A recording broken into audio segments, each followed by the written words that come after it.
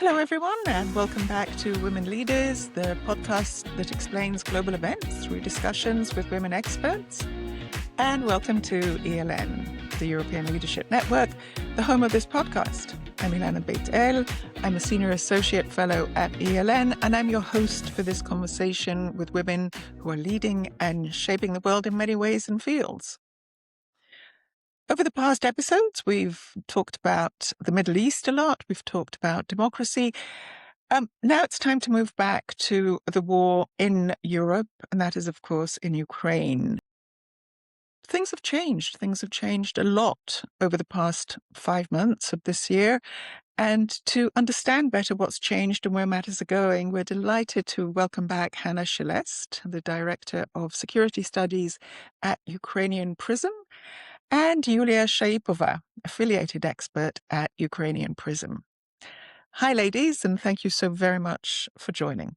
Hello. Hanna, give us a very short recap of yourself, and then Yuliia will introduce herself. It's great pleasure to be with you again at this podcast. So I'm Dr. Hanna Shelest, Director for Security Studies and Global Outreach at the biggest foreign policy think tank in Ukraine called Foreign Policy Council Ukrainian Prism. I have decades of years of experience in conflicts and security, in government and different types of the think tanks. I also in charge of the only Ukrainian English language journal called Ukraine Analytica. It's about foreign policy, as you can imagine. And I also have a head as the head of the supervisory board of the Ukrainian Institute. So partially combining security and public diplomacy in one basket in my profile. Well, that's excellent. Yuliia. Since Hanna introduced Ukrainian Prism as well, I'm just going to say that I work as affiliated expert at the Ukrainian Prism, but also after having completed my executive master's at the Oxford University, I returned to Ukraine, to Kyiv, where I consult the Ukrainian government on issues related to reforms and European integration. And let's kickstart our talk. Absolutely. It's great to have you both, as I said. And I think where I would like to start is things have changed. Everybody thinks that things have changed because of drones or things have changed because of the Middle East, but things have changed. In Ukraine, around Ukraine, and of course, the horrific war that Russia launched against Ukraine. As an historian, I often find it interesting that people ignore long wars. So if you take a measure of a long war, usually in year 3 to 4, things change. So this isn't a complete surprise, though technically we're in year 5. But maybe we'll start out by trying to understand what has changed. Hanna. I will tell probably several aspects because the situation is constantly in flux. So you cannot say that we just transformed from one stage to another stage. We are at the same time in the very active phase of the warfare and in the stalemate at the battlefield. That is the paradox, but that is the paradox in which we are. That's why de facto we are not in that stalemate moment that we need for the proper mediation or the peace negotiations. But where we are for the last year, it's definitely that Russia increased significantly the attacks against the critical infrastructure, against the civilian objects, so bringing the destruction to the economy, to the civil life, something where the Ukrainian society previously managed to survive because of the resilience. So we have this resilience, something ephemeric and mythical, as everybody discusses in Ukraine, but that concerned of several very particular issues that state really functioned. At the same time, you have increase of these damages. It's not collateral damages. It is the intentional campaign.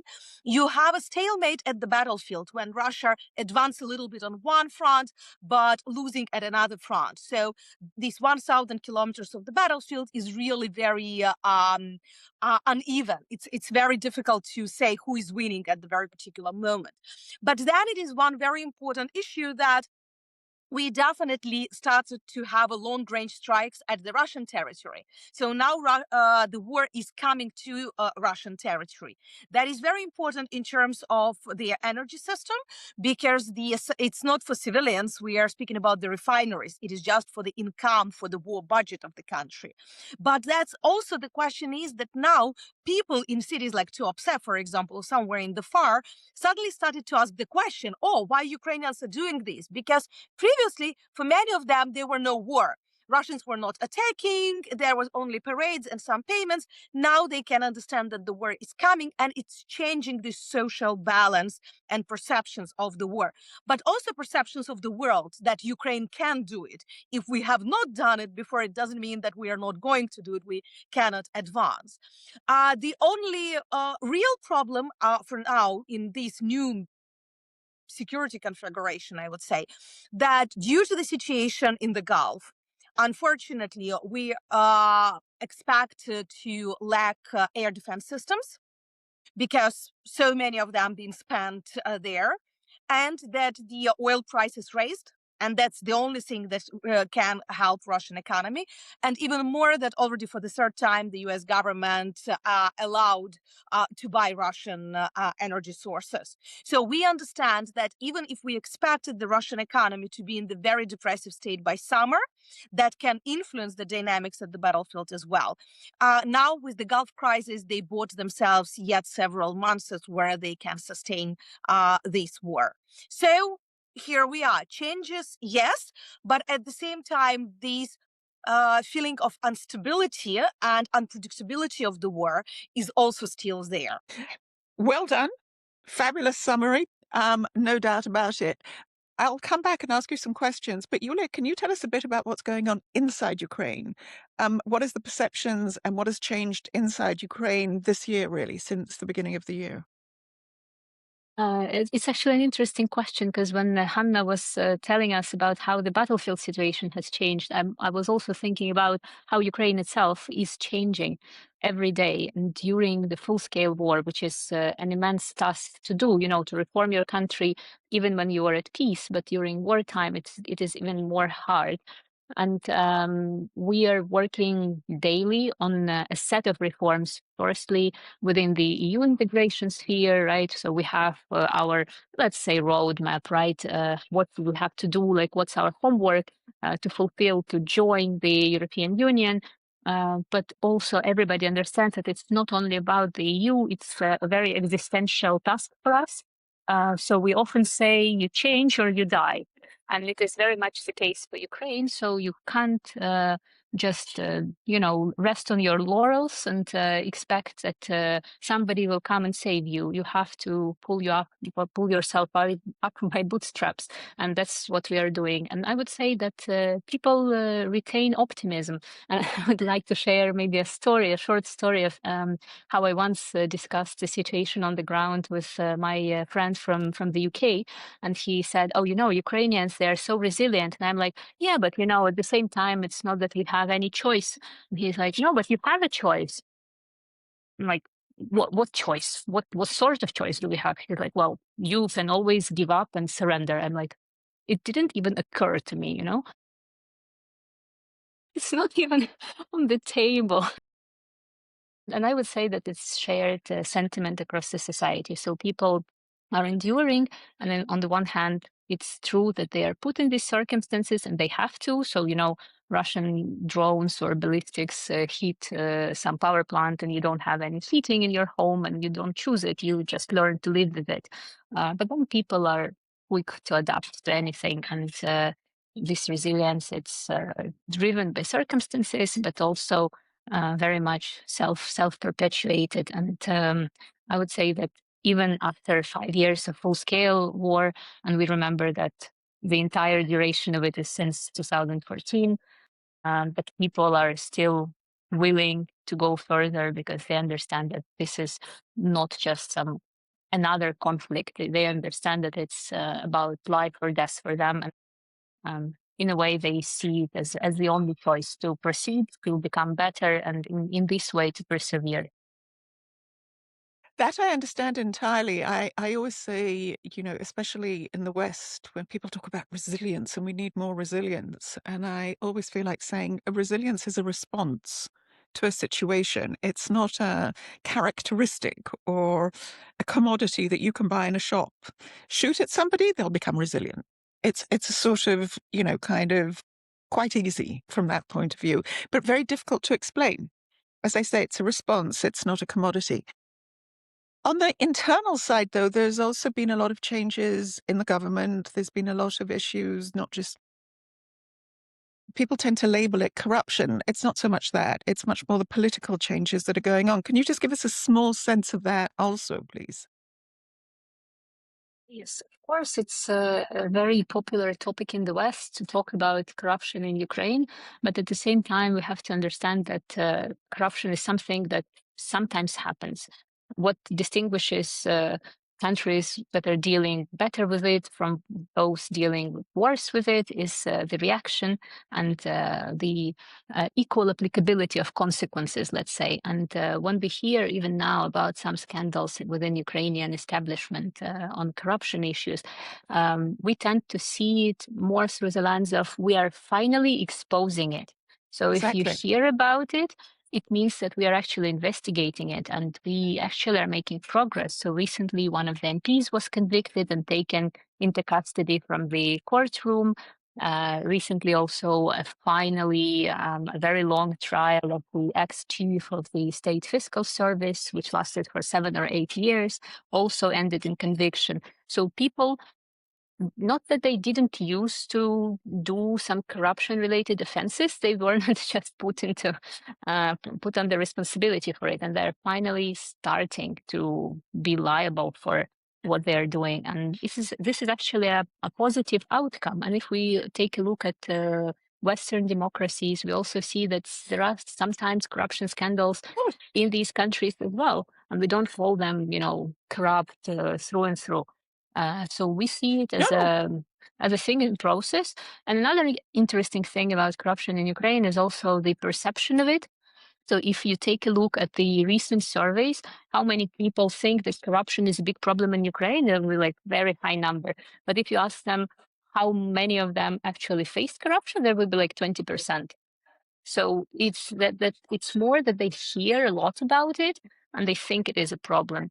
But then at the everyday level, it's not that anybody is facing it at that same level that it is talked in the media that much. Yeah. In terms of political situation, well, I would say that the overall perception is that we know that our politicians are not ideal, but it's also that we have to unite now to, fight off the external enemy, and then we will have to deal with everything among internal political strife. Because as of now, political tensions, like we can't afford them. So in many cases, we are like, yeah, we don't like you, but since you're here, let's continue as is. We'll see how to deal with it later. I think that's a very healthy attitude. I would just add on the corruption issue that I could not agree with you more. I actually worked on a big project related to this for some time, and people tend to forget that two things. One of them is to forget that Ukraine, being part of the Soviet Union, which was an incredibly corrupt organism in itself, which evolved over decades, inheriting the corruption of the Tsarist regime, very much instilled it in all the societies that they took over, including Ukraine. So, 30 years later, big changes made, but, sort of this is the result of deeply embedded, Russian Soviet attitudes. I think the other thing to keep in mind is also that since 91, Russia has worked extremely hard. This predates Putin at convincing Ukrainians as well as international audiences that Ukraine is so corrupt that it couldn't possibly be an independent state. And, you guys are proving him wrong. And of course, if you root out corruption, it's going to look like you're corrupt. On the other hand, if you don't root it out, you have Russia, or as you say, other countries around the world. So, it's not an issue, but it's a very interesting study of how an issue can be used in disinformation, misinformation, and electronic warfare. And that's something that is often very much ignored. The reason I was asking about politics is very much to do with the fact that from the outside, it, there seems to be a sense of Zelensky on his own, no Yermak.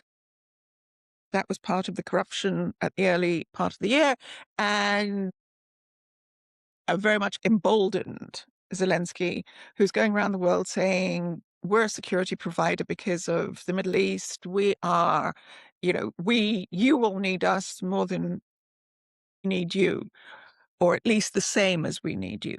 Is that a fair way of understanding it? I believe that the situation is a little bit more complicated because with many countries where you see now the final results, the diplomatic work been happening for a long time. We've been discussing the possibilities of what Ukraine can do for these countries, how we can share experience, how we can be useful to each other. And especially when you speak about the Gulf states, it's nothing new. Me and Yulia have been traveling to this region for the last several years for the partnership visits. And these questions about shared security concerns because of Russia-Iran cooperation, we had them previously. They didn't appear only now.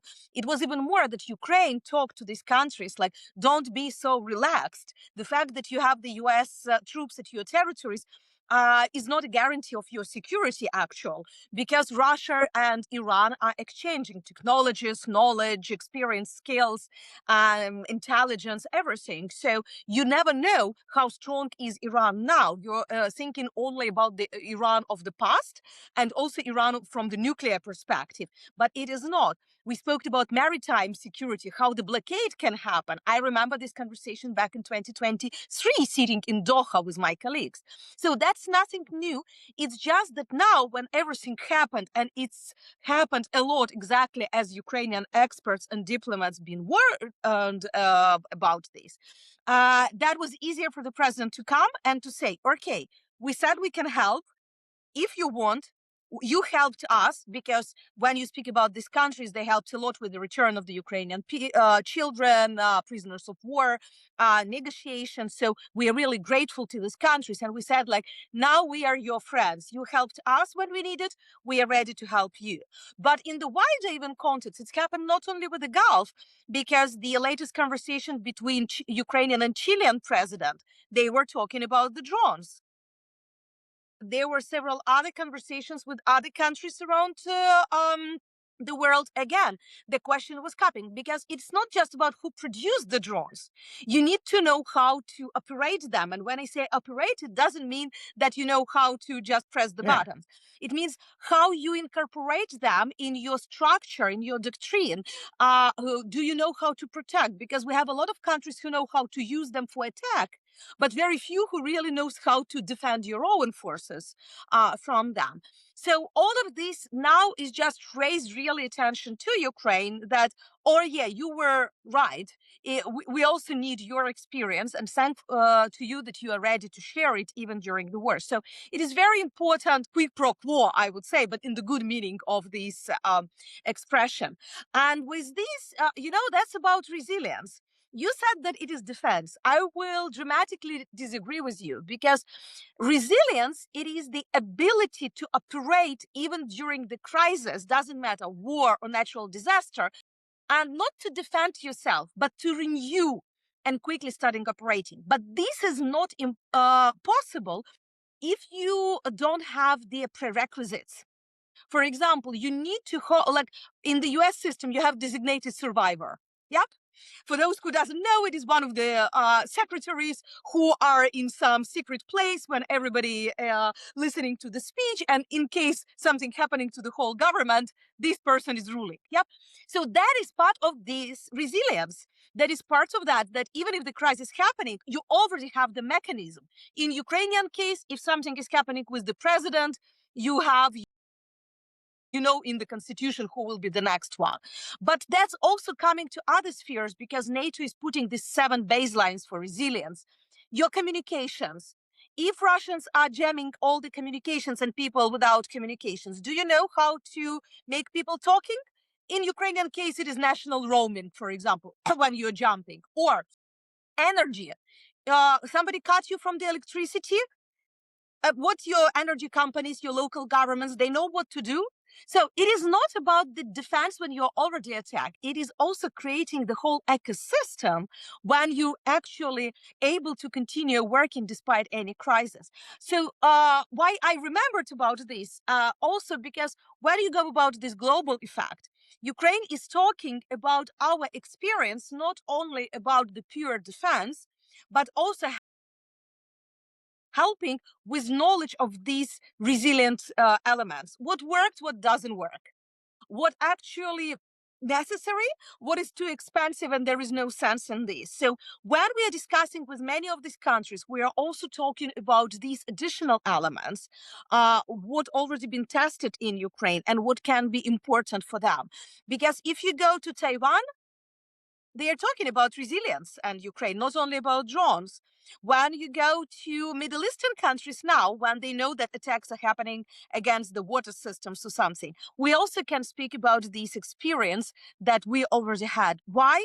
Because enemies are the same. Enemies learn from each other even quicker than we learn from Of each course other. they do. I would just say that my point wasn't at all defense. My point was, as I say, you develop resilience as a reaction. You can't just acquire it in an abstract sense. It's always a reaction. I gave the example of being shot at, but try dealing with somebody who's critically ill. You develop resilience because you've got to carry on life in one way or another, and care for them, but also live your life. Da, da, da, da, da, da. But I think your examples are excellent. Nonetheless, as I say, the perception from the outside is so much that Ukraine has entered a new phase, at least in understanding the war and in its war aims. I mean, its war aim is simple: get rid of Russia and be an independent state. But nonetheless, because of the military capabilities, because of something that we haven't actually talked about, which is the weakness or the perceived weakness of Russia, then also things are changing from that point of view. And the geopolitical context has changed hugely because of Trump, because of the Middle Eastern war, because of Greenland, because of NATO, because of all of those things mixed together. So it is a different context to which you are reacting also. Do you also see this, Yuliia, when you're looking at EU accession? Is there a change in the perception of EU accession? So, but let me just circle back to your previous question just for a second on why do we do what we do, like trying to help countries around the world. I think this is a very important facet of our international, like foreign policy now, both with the EU and with other global partners, is that we try to show that we are not only the recipient of aid, but we are also able to bring something to the table. This is, of course, military technologies, but not only. Like we are a strong, food producer, and we help, and with our initiative, for example, like grain from Ukraine, we try to present the world with more facts and instances where we actually contribute. That we are not only just, a victim who is asking for help, but we are actually meaningfully adding some value to the world. And if we're talking about the European Union, about your current question, did the perception change? Absolutely. I think that before the full-scale invasion, enlargement was more a buzzword rather than anything else. And now, like morally, it has already happened. Everybody has already accepted that Ukraine will be the member of the European Union. And in a way, we are also pulling other candidate countries with us, and it's becoming a more of a shared European space, with when European Union, Europe as such, as a bigger entity than the EU itself, is suddenly recalling, it's being forced to recall what were the values on which it was built. There is a famous British historian, Timothy Garton Ash, who wrote a great book about his experiences growing up in post-war Europe. And I think he makes a great point in this book. I read it in Ukrainian. I'm not sure what's the proper English title, but it's basically homelands. I think it's homelands should be.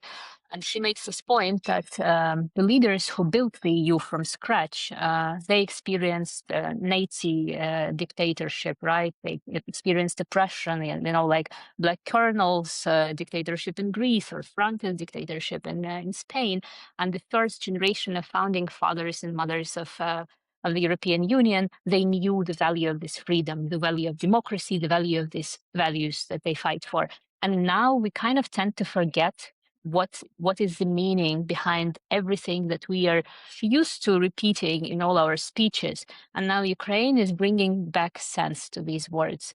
And I think this is the most important change that is happening. I think that is a very important point that you're bringing up. I don't know if Ukraine is doing it on its own, but the changing context is doing it. I think that it's important to look at Europe and understand that if you look at it from west to east as opposed from east to west, then the West, since the end of the Second World War, so 80 years, had some form of quiet verging on peace because the Cold War was much more of a confrontation than it was a conflict. Central and Eastern Europe, 30 years because of since the end of the Cold War. And that's a very different perspective. So the politicians in the West tend to be much more products of 3 generations of peace.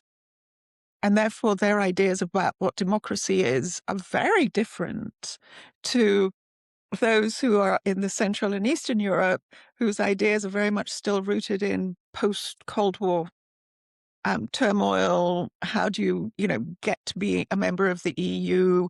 And there's still a lot of unresolved issues just between East and West before you even get to new member states. Sort of, Poland is still angry with Germany, and this one is still, Hungary is still angry with you. I was very struck that the first time I went to Lviv during the war, then I was talking to somebody really fascinating. But 20 minutes into the conversation, I was reminded that Poland had occupied Ukraine for 600 years. So these are long memories, which in the West, for better or for ill, because of 80 years of peace, have sort of receded. Whereas I think it's still much more raw in Central and Eastern Europe and, of course, in Ukraine. And one of the disasters, to my mind, of the war that you're living through is that it's not giving you the opportunity to get through these issues and move on to the next phase that you should be moving into. And hopefully you will in one way or another. But how do you think that EU accession is coming along in one way or another? Fast, let's say fast. Because it's moving much faster than it normally would have if it wasn't for the war, if it wasn't for the pressing need to fulfill this enlargement. Of course, it's not without some stumbling blocks, internal political tensions, and so on and so forth. And again, we remember that we are trying to do this while also simultaneously fighting the second biggest army in the world, or probably the biggest, second strongest. But also wanted to revert back a little bit to what you said about overcoming difficulties in Central and Eastern Europe. I think it's great that you mentioned that Poland was occupying Ukraine for 600 years, because now Poland acts as a great example of being, amicable towards Ukraine. Of course, we still have our historical grievances and so on, but at the same time, Poland did a great job of decolonizing itself internally, like mentally. And this is exactly the same job that Russia has never completed and never even intended to do. When Poland was occupied by communists after the Nazis, right? But their intellectuals started doing this job of trying to imagine what Poland should look like after the communists are gone and Poland is independent once again. And they reached this conclusion that they have to recognize that Vilnius is a Lithuanian city and Lviv is a Ukrainian city, which is being just a metaphor of recognizing that their former colonies, their former provinces are now independent states. And it is a very important, first of all, intellectual effort that was done. And this is a job that was not performed in Russia yet. I think that's very, very. The reason I was asking you about EU accession is, of course, in our previous podcast, we were talking about, or our previous episode, the election of Magyar in Hungary, which is going to be, and he's now sworn in as prime minister at the end of the Orban era. And so it appears that at least one of the blocks for opening formal negotiations is away. Do you think Ukraine is ready for that? Is it in a position in which it can absolutely start to do those formal negotiations? Yes, definitely so. And I think the official opening of the first clusters and chapters is just weeks away. So we are expecting it to happen within the current presidency in the council. And we are ready in terms of the fact that the EU has launched this front-loading procedure. So they basically transferred all the conditions, all the closing benchmarks, which are the requirements that the country has to fulfill in order to close the chapter. So it's normally not done in this way, but since our accession was blocked by Hungary, that was the idea that the Brussels came with, just saying, here is your homework. Even before we open the chapters, you can already start working on them. So by the time we are ready to open it, you might be as well ready to close them. It happened. It happened quicker than was expected. So we are not yet at the closing part, but we know what we have to do. And when the negotiations are opened, we absolutely know what has to happen next. But also an important thing to understand about the negotiations is it's not exactly a negotiation. Is that we have to do the legal alignment of our, laws, and it's also important to understand that the accession to the EU is much more technical than political. Politically, as I said, it's already happened, but technically, we need to be in the same legal field. We need to have the same requirements, the same standards, the same approach to, I don't know, customs, whatever, energy, to all spheres of public life, and it's very monotonous, tedious work that has to be done at the level of aligning laws, bylaws, and it will take some time, but we are still moving much faster than we probably normally would have. Oh, I mean, just to give the context to our listeners, I think in what was known as the Big Bang expansion or enlargement in 2004, which came after the Cold War, there were 25,000 pages in what's known as the acquis communautaire, the agreements and everything. I think they're now 60,000. So crawling through 60,000 pages is not simple, but it is what makes the EU the EU. Hannah, do you think that the EU is still popular in Ukraine? I would say yes, because EU de facto gained its second momentum. Because previously, European Union been seen here only as the economic actor and as their democratic example. So when people spoke at Euromaidan about European Union, they spoke about anti-corruption, justice, human rights. They were speaking about all these packages. And also the critics discussed more about what it will be for Ukrainian agriculture or for Ukrainian industry or something like this. For the last 2 years, we definitely started to hear more and more, and the perception for people as well, about European Union as the security actor. That's about military support that we are receiving from European Union. That's about SAFE program. It is about supply of weapons, about the joint production, about the peace facility that is sending weapons, not just some negotiations and soft talk issues. And definitely the leadership of the European Union started to be much more resolute in terms of their support, in terms of their statement. And all of these are highly valued in Ukraine and really seen. So it's not something what is just taken away. That's probably one of the reasons why Russian propaganda started to work so actively with different actors in the European Union, because for them it is important to demonstrate that there is no unity in the European Union about Ukraine. And we see that sometimes it works, But in general, European Union managed to deliver the message about themselves that they are with Ukraine, that they do not separate anymore Ukraine from the European security. And that's quite an interesting, because I hear it much more from the American experts now, rather than from European or Ukrainian. So it's much more unity between the European Union member states and Ukraine than what we expected before.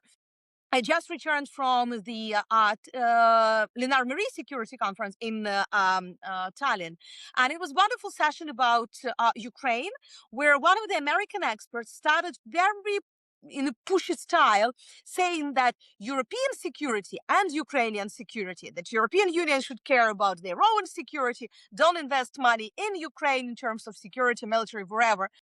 Otherwise, they will fail, and Ukraine should be in the better way just non-alignment state and forget about them. And it was really interesting to see the reaction of the room. Half of the room been just laughing, because it was something like, "Are we back in 2013? What you're talking about? That's not the room where you should propose something like this." Others became very angry with her. There were a lot of the questions about, what are your arguments? Why do you think like this? Why do you separate it? We are not. And the best was definitely when the another US expert at that panel, the top level military, started to respond to her that, come on, that's not even we are learning from the Ukrainian experience, and we understand why it is necessary. It's not anymore the conversation. It's like it's taken off from the agenda. I can't say that it is the final, that it is a total victory and bifurcation point crossed and we would not return back. And definitely it is the Baltics where you always have a little bit more pro-Ukrainian moods. But the few days before this in Istanbul, I would say that the mood's been absolutely the same. You can discuss about the modalities of negotiations, of security guarantees, of the pace, should it be quick or long accession to the European Union. But the fact that Ukraine is part of the European family, that Ukraine sooner rather than later is becoming the member of the European Union, I think that now we have more or less consensus both inside of Ukraine and luckily in many countries outside Ukraine as well. I think that's a very strong point that you're making, because actually it's broader. It's broader to an extent, because whilst we know that you've been fighting since 2014, for a lot of people, it's still the full-scale invasion that was the dramatic event in 2022. Beyond that, I think, though, that what has happened, whilst many people felt bad for Ukraine, and whilst for many people, unless you were in Central and Eastern Europe, it wasn't entirely clear what the problem was, but we're going to support Ukraine because, hey, they've been invaded and all the rest of it. Events in the Middle East have very much shifted the perception that this is only a Ukrainian problem. I think that the context that has changed has been this massive realignment in world understanding, definitely made even stronger by the entrance of Trump into the Oval Office. But definitely, whether it was the 7th of October, the war in Gaza, the war in Lebanon, the first war in Iran, the second war in Iran, Greenland, suddenly there is this huge medley of events, I think, that has turned a spotlight onto the war and said, okay, now we really understand what you're fighting for and fighting about in a way that we didn't before. And I think that's a very strong and important point, which leads us to talk a bit, because we don't have much more time, about the US. The US is, and its so-called negotiations. I mean, nobody hears anymore from Witkoff or Kushner or even Trump. What's happened? Where is there a process?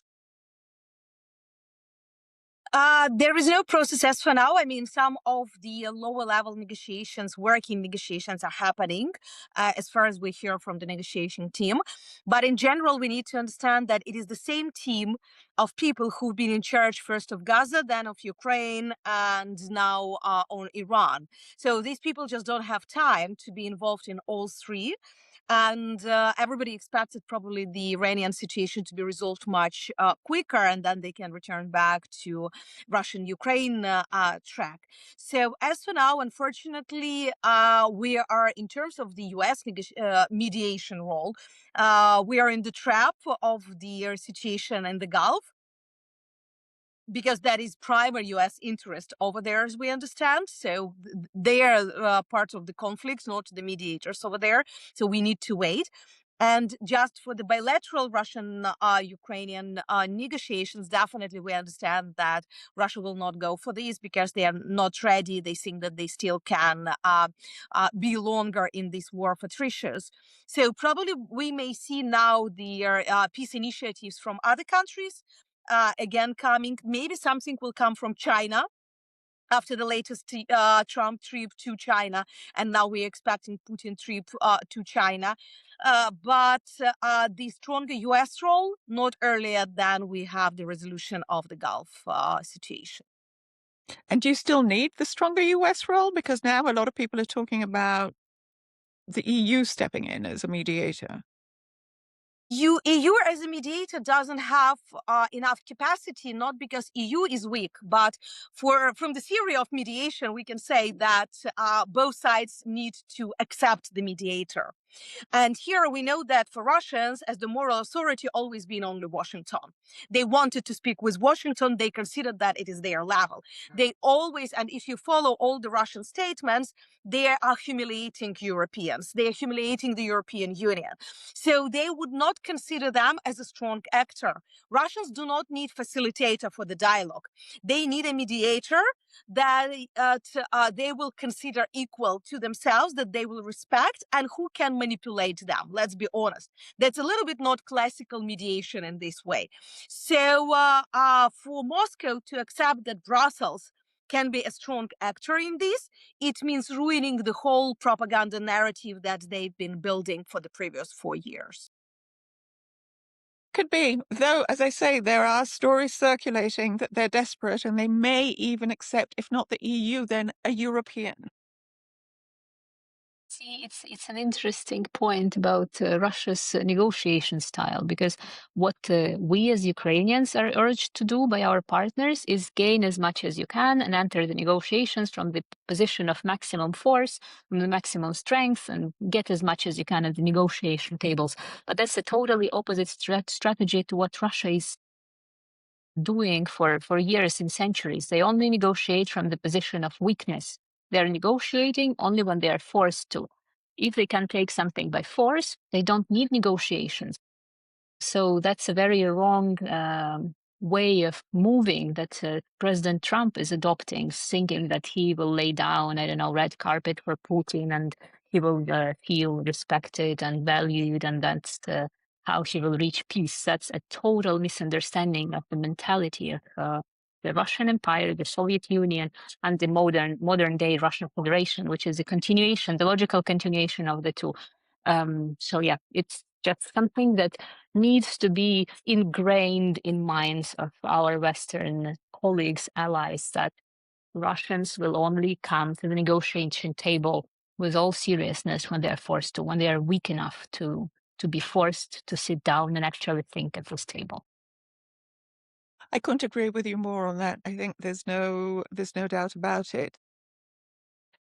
Ukrainian positions changed vis-a-vis negotiation, do you think? Has there been a softening? Has there been something that you feel that, okay, we can now offer the Russians because we're stronger or because we need it, or is everything as it was? I believe that, no, partially Ukrainian position is the same, because our general idea has not changed, that we would like to restore our sovereignty. So are we ready for the negotiations? Yes, we are. Are we ready for peace? Yes, we are. But we are ready for the just peace. And you know that just last week, the agreement on tribunal was signed. So that is about justice. We understand that it's not just a classical conflict where you can forget or forgive to both of the sides. You have too many war crimes. So in this case, we're going in two parallel processes. One is building the system for future justice. Doesn't matter in how many years it would happen. But another one is saying that, yes, we are ready for the ceasefire. We are ready for the longer than 3 days ceasefire as Russia proposed. We are ready for the peace negotiations, but let's decide about what we are negotiating, and let's agree that you are not trying to persuade us to surrender. Because unfortunately, there are enough of the politicians, even within the partner countries, who consider that the possible compromise, it is Ukrainian surrender. And they completely can't understand that Ukrainian surrender means awarding Russia for this aggression. It will never satisfy Russia. It will just encourage it for more aggression. And not only them, but other pariah states as well. So in this case, you need to support Ukraine, not only because of the Ukrainian situation, but because that will say everything about the system of international law, the system of justice that we've been building, and about the future possible conflicts and crises around Central Asia, Europe, and even in other parts of the world. That's a very good point to ask the very final question. Hanna, you're in Odessa. Yulia, you're in Kyiv, I believe. And just as we wrap up, Hanna, give us a taste of what Russia is giving you in Odessa. The Russians intensified attacks. So the last months we have more attacks, predominantly against the port infrastructure. So they are destroying what is important for the Ukrainian economy and exports, trying to cut us from the sea. But also you need to remember that the port is in the downtown. It is UNESCO protected historical heritage. Russians don't care. They are targeting these historical buildings as well. So on the one hand, you see the city full of life. That's about resilience that we talked about. But at the same time, we definitely see that Russians are trying as much as possible, if they are not winning at the battlefield, to reach the cities far from the battlefield, to make the life as difficult as possible, hoping that population will press the government for surrender. And that's the reality on the ground. The city is living, but the city is struggling. And is it the same in Kyiv, Yulia? Yes, so the most recent attack was just a couple of days ago, and it's a very peculiar experience to jump out of your bed at like 2 a.m. because your windows are shattering and the car signals go off in the downstairs because of how loud it is and because of all the explosions waves. And then the next day you come to your office and everybody has dark circles under their eyes and like, how are you? Well, like everybody else. We are all more or less the same.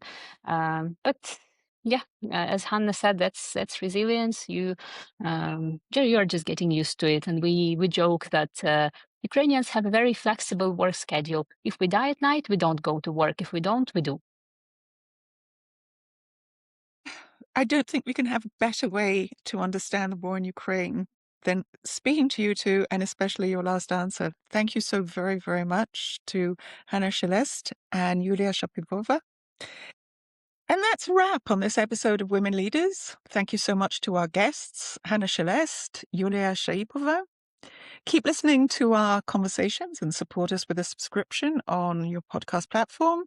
Leave us a 5-star on Apple Podcasts and Spotify, and of course, add to the conversation with your comments. In addition, help support our podcast and spread the happy word of this episode to friends, colleagues, enemies, family, and anyone you think would like it.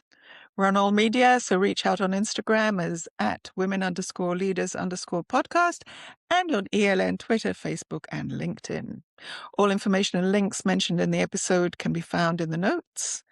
I'm Ilana Beit-El, together with my friend and producer Florence Ferrando, and we'll be back very soon with another great conversation.